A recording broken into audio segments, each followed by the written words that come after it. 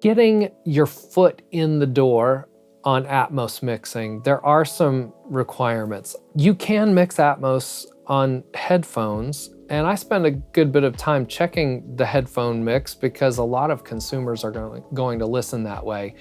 I still do find that accomplishing the mixes on speakers is an important and beneficial thing. There are a lot of reasons that I think that still needs to be the case, but you know, you can do this on headphones. If you're going to do a speaker setup, which I highly recommend, the minimum setup is 7.1.4. So that's our left, center, and right front speakers, left surround, right surround, left rear surround, right rear surround, a single LFE channel, and then 4 height speakers, front left, front right, rear right. Beyond the physical speakers themselves, you'll need a way to control your listening level. Now, I use the Focusrite R1 monitor controller, which integrates beautifully with my Focusrite interface, which is the main interface that my studio is based on. That allows me to mute and solo individual channels, which in my opinion is very important because I like to make sure that the right thing is coming out the right place.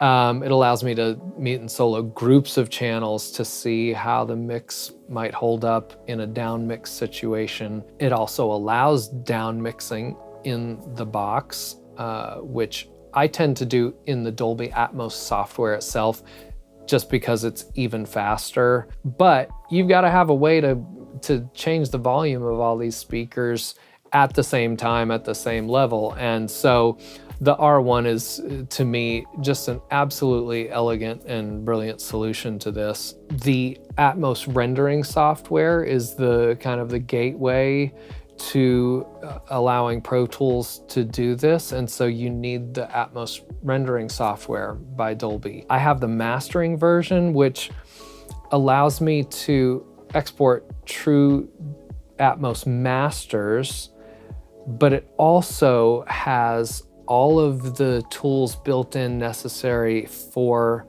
speaker calibration, which is crucial because Atmos needs to be mixed to the Atmos curve to make sure that your translation to all the available formats plays out, because the decoder knows what the frequency response should be. So having the room tuned and tweaked to the spec that Dolby lays out is very important for translation, which is one of the reasons that I feel like headphone mixes are a little more unruly as far as, you know, what's their translation going to be, because each headphone is going to sound different. Where when I'm listening on my calibrated speakers, I know with confidence that any other Atmos listening environment is going to present that properly.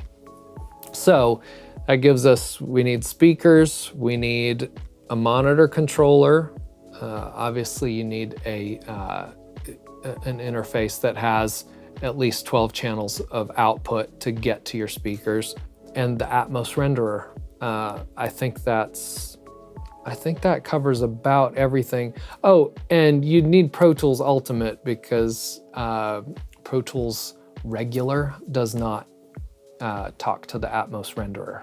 So that's kind of the nuts and bolts of the basic setup that you need to get up and running.